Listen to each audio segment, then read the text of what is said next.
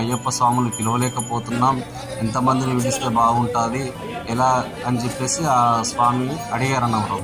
అడిగితే మేమేమన్నా ఉంటే, అమ్మ స్వామి చూడండి, మీరు అయ్యప్ప స్వాములు ఇంటికి పిలవండి, పిలవకపోండి, ఎందుకంటే అది మీ స్తోమత, మీకు చేతనైనా కాకపోయినా మీకు మీ ఇంటికి పిలిచి కనీసం ఒక్క అరటిపండు 2 అరటిపండ్లు చేతిలో పెట్టండి, అయ్యప్ప స్వామి సంతృప్తి చెందుతాడు, అంతేగాని మీరు బాధపడకండి అని చెప్తే మమ్మల్ని 11 మందిని తీసుకెళ్ళి ఆ స్వామి ఏం చేసిందంటే మనిషికి ఒక్క 2 అరటిపండ్లు, 11 రూపాయలు ప్లస్ తాంబూలం ఇచ్చి పంపారనమాట.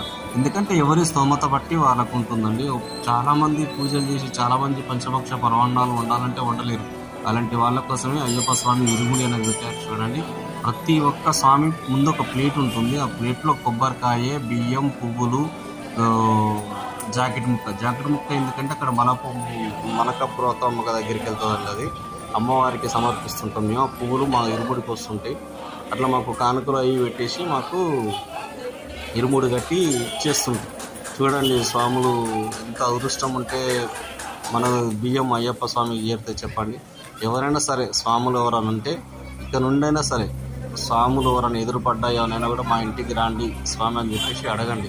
కాకపోతే ఏంటంటే మీ ఇంట్లో మంచిగా ఉండాలి, ఎవరు పడితే అలా రారు. అలా స్వామి శరణం అయ్యప్ప.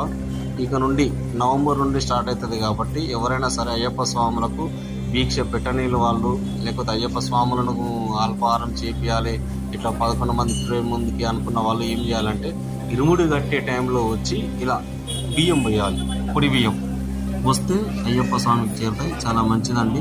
ఎందుకంటే వాళ్ళు వచ్చేటప్పుడు పోయేటప్పుడు కూడా మీ